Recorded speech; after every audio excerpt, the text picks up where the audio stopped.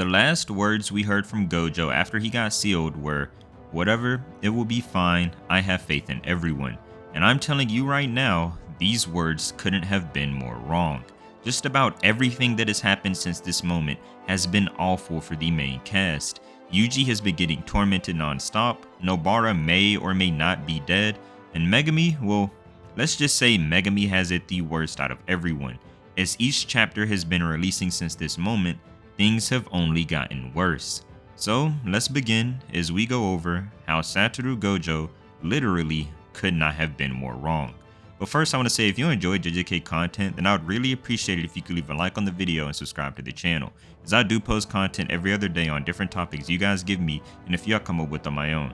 Now let's get into the video. So the first horrific thing we see after Gojo gets sealed is that Sukuna opens up his domain while fighting Maharaga and flattens the entire city of Shibuya. Now it wasn't shown here, but we get confirmed later that Inumaki actually got his arm cut off from this and he is currently being treated. And after Sukuna flattens the entire city, he switches back with Yuji and he says, "Hey brat, take a good look." And as Yuji is looking back over the city, seeing how nothing is there, Yuji's getting all these memories back about what's been happening while Sukuna was in control, and then he begins to break down. He says, "I'm wondering why the heck I have to be executed. Just die already. I already know I'm gonna go out. Help people. When it's your time to go, make sure you're surrounded by others." He's just having all these flashes of words he's heard from other people, and he just keeps saying, just me, die now, die now. And then he says, "Because of you." Usually just having a complete mental breakdown. He's trying to keep himself together by saying that he should help people, but at the same time he's clawing away at himself, telling himself to die. But then he's also telling Sukuna to die, but at the same time he's trying to resolve himself and get himself to keep moving, which is why he says, "With how things have gone, I'm nothing but a murderer, but I need to fight."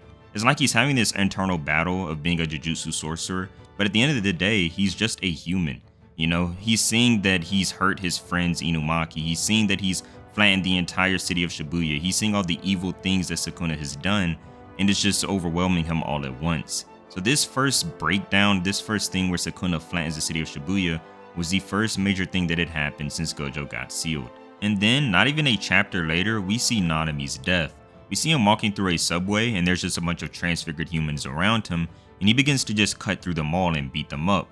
But as he does, he comes across Mahito, and Mahito just puts his hand on his chest, and Nanami says, "I didn't know you were here," and then Mahito says, "Yup, the whole time. Do you want to chat? We've got history after all." And then we see Yuji come around the corner, and Mahito says, "Itadori," and Yuji yells out for Nanami, but Nanami just says, "Itadori, you've got it from here," and then Mahito just blows Nanami up. So we see the top half of Nanami explode, and then we see Yuji scream at Mahito and they begin to fight. So as you can see, it didn't even take long. In the same chapter, we saw Inumaki lose an arm, we saw Yuji break down, and Nanami die, all at the same time. And then we see not only 4 chapters later, Mahito gets a direct hit on Nobara's face, and then her face becomes transfigured, and she looks over at Yuji and says, "Itadori, tell everyone it wasn't so bad." And then we see the side of her face explode. At the beginning of the next chapter, we see her just lying on the ground with an eyeball missing and the side of her face completely disfigured. Now we don't know for sure whether Nobara is dead or not, but personally I don't think Nobara is dead, and I don't think that they would give a character like Nobara a proper send-off or something. But if she did die here, it just goes to show another horrible thing that has happened. Nobara is in critical condition or dead. And this has all happened in the same 7 chapter span. Everything began to go downhill very, very quickly. And then we see, not even 4 chapters later, Todo actually loses his hand. Now, he probably won't end up getting his hand back because Mahito actually transfigured his hand before Todo cut it off himself. So, this also implied that reverse curse technique cannot fix Mahito's auto transfiguration. So not only did Mahito transfigure his hand, he transfigured the part of his soul that was his hand, if that makes sense. So it's not like Todo can just go to the healer and have her fix up the hand. That part of his soul is damaged.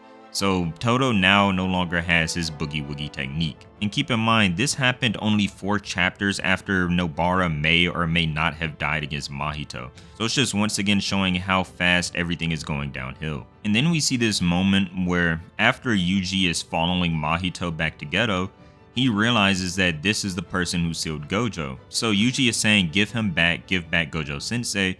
But of course, Kenjaku is just so strong that he begins to bully Yuji. He puts one of his fish curses in the ground, to which Yuji falls through the hole, and then he just begins to overwhelm Yuji with a bunch of curses. And Kenjaku is just basically talking down on Yuji the entire time. He's not taking Yuji serious because, Kenjaku is so strong. And then we see that as Kenjaku begins to fight against the high school, Arame pulls up and freezes everyone. So it's just another situation where Yuji gets bullied. The high school is right here in front of Geto, but they can't do anything. They don't have the power to free Gojo, so they all just lose, get frozen by Arame, and Kenjaku just leaves. And the funny thing about this is that this was only 3 chapters after Todo lost his hand. So once again, everything is just happening so fast. And then we sort of have this period where not too many horrible things happen, just a bunch of Culling Games fights. But you could even say that the Culling Games fights within themselves are bad things that are happening. Because remember, Kenjaku's entire goal is to have all of these sorcerers fight each other. So even though we are not losing like a main character during this time, we are seeing the main characters fight, and some of them are actually winning their individual fights, like Yuta. Just them fighting in general is helping Kenjaku. Just them fighting is contributing towards the goal that is the Culling Games. So even though we do go a while without losing a main character, we still are helping the antagonist progress, which is awful within itself. And then we see in chapter 191 that Kenjaku lets us know Gojo has been permanently exiled from the Jujutsu world, and now Kenjaku himself is the Kamo clan's head. So now we have the situation where Gojo, no matter what happens, like even if Gojo does come back, nothing will ever be the same. He has been permanently removed from the Jujutsu world, and at the same time, Kenjaku has become the head of the Kamo clan. So this is another thing that's just so awful, and the fact that everything has just been going Kenjaku's way. The Culling Games fights have been going on, and now he is the head of the Kamo clan. And at the same time, the Zenin clan has just been massacred by Maki, and Gojo was sealed, so there's the Gojo family's power. So if you look at it, the Kamo clan is the only clan that has power right now, and Kenjaku is the head of that clan. So he's just the only person in the position of power when it comes to the 3 great families. Then we see that in chapter 201, Kenjaku goes and meets with the American government. We find out that, he's actually been talking with multiple world governments so that he can sort of gain alliances, but at the same time, he's lying to the governments. He's telling them that he wants their help, but in reality, he's just baiting them all to come to Japan so that he can just take all of the curse energy that they have. Because we learned that when normal people die, they exude a lot of curse energy. Now, we don't see the army actually come in until a couple chapters later, but this was just the setting up of the entire thing. He's getting the governments to come in, basically as a bait. He's telling the governments, I will help you all get all of the curse energy in Japan, but once y'all come here, we'll just kill you all and take all of the curse energy you have. And then, only 7 chapters after we see this meeting with the government, Yuki actually dies in a battle with Kenjaku. Now, it didn't hit us emotionally as hard as other deaths like Nanami and maybe Nobara's, because we hadn't grown attached to Yuki. This was the first time we'd really seen her fight in the series, and she also isn't a main character, she's just one of those side characters who is a special grade sorcerer, but it still was very important and sad that she died, because look at all of the modern special grade sorcerers. There's only 4 of them, being Gojo, who is currently sealed, Geto, who is dead but Kenjaku's in his body, and then we have Yuki and Yuta left, but now look, Yuki is dead. So we only have 1 special grade sorcerer left, being Yuta, and he's sort of like the final wall we have.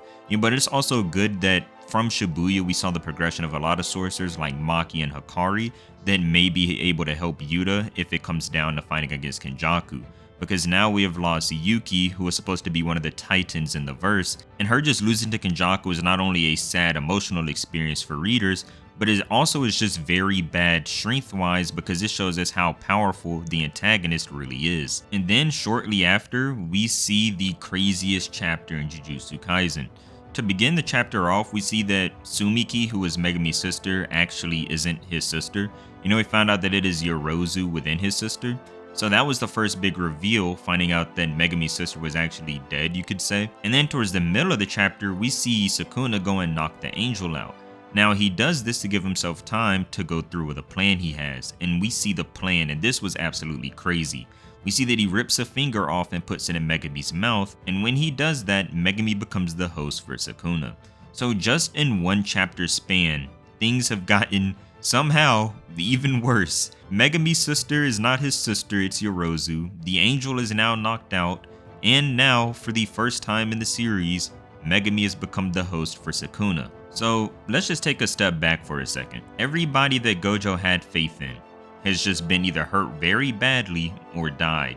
Inumaki lost an arm, Todo lost his hand, Nanami is dead, Nobara may or may not be dead, Yuki is now dead, Ino actually lost in a fight against Toji and he's badly injured, and then so many more people have just either been injured in fights or have died. So everybody that Gojo has had faith in has just basically failed. We even see that the Jujutsu High School was too weak to do anything against Kenjaku, but to be fair, that is Kenjaku. So I wouldn't say it's really the main cast's fault for being too weak to do anything. It's just that, there's no training arcs in Jujutsu Kaisen, so it's not like the main cast has a bunch of time to get stronger, you could say. But at the same time, there was a power curve that came along in JJK, around Shibuya and Culling games where a bunch of more powerful sources began to pop up, but the main cast wasn't growing in strength with the antagonist, so we just have this sort of weird power curve where the main cast can't really fight, and it's all left up to the top tiers, top tiers being Hikari,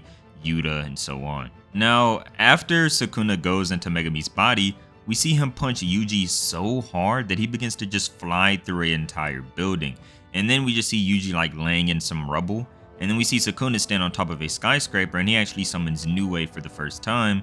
And we see how big Nue is. It's about the size of this huge skyscraper, and it begins to just rain down lightning. Now, of course, the angel does have something to say about this, as Hana comes around the corner and begins to hit Sukuna with her Jacob's Ladder technique. Now, unfortunately, Sukuna does trick her by acting like he's been eradicated, but it was all a ploy, as once Hana comes up to hug Megumi, Sukuna just makes his head really big and bites her arm completely off, and we see the angel fall down to the ground. Now we see Yuji actually begins to battle Sukuna, and he's actually doing surprisingly well, and we get to this panel where I actually have it in the thumbnail. Yuji begins to get sliced up badly by Sukuna, and we see cuts all over his body. Now Yuji keeps marching forward, which is great, but we learn that the reason this happened is because Sukuna's curse energy output had dropped, because Megumi was fighting from within him. So I guess you could say this was a small win within a big loss. Even though Yuji is getting cut up badly, Megumi is still fighting from within and helping Yuji fight Sukuna. Now remember how I just said that Megumi was fighting back within his body? Well, Sukuna actually had this bath prepared, and the goal of this bath was to have Megumi sink even further within his own body. Because at this point, Megumi was still sort of up, you could say, and very conscious, but after the bath, the point is that Megumi will sink so far that he won't actually be able to do anything, and Sukuna will have full, complete control. Now, sadly, after this bath, we do lose another GOAT character. Now, even though this guy wasn't a main character, his times in the series were very great, and I'm talking about Ryu Ishigori. Sukuna does come up on Ryu, and their fight was very quick. Ryu does die in 3 panels, but it was sort of a display of power after we saw he sunk Megumi even further within his own body. Now, I am about to get into spoiler territory, so I'm just going to give you a warning now. If it didn't sound like things could get any worse, well, they have. We saw in the recent chapter that after Sukuna beats Yorozu, Megumi sinks even more. The end note says, after taking his sister Sumiki's life, Fushiguro's soul sinks into the abyss. Because remember, even though Sukuna was fighting Yorozu, Yorozu was in the form of Megumi's sister, and Sukuna himself is in Megumi's body. I know it's sort of weird, but in a way it was Megumi fighting his sister, even though really it was Sukuna versus Yorozu. And because of this, Megumi has technically killed his sister, and now Megumi's soul has sinked even further past the light that we see in the panel. It's a way of saying that there is no coming back for Megumi, he is that far gone. So if you just look back at everything that happened, like Sukuna opening his domain and taking off Inumaki's arm, Yuji breaking down because of this, and then we saw Nanami's death and Nobara maybe dying, we just see so many more things like Kenjaku bullying Yuji, the Culling games doing exactly what Kenjaku wanted, and we even see Kenjaku actually captures Tengen, and so many more things that have happened in the recent chapter. you begin to look all of these things and see, wow, Satoru Gojo literally couldn't have been more wrong when he said everything will be fine. And that is all I have for today's video. I want to thank you for making it to the end, and if you enjoyed them, please leave a like and subscribe to the channel, as I do post videos every other day on different topics you guys give me and I feel come up with on my own. Thank you for watching. See you next time.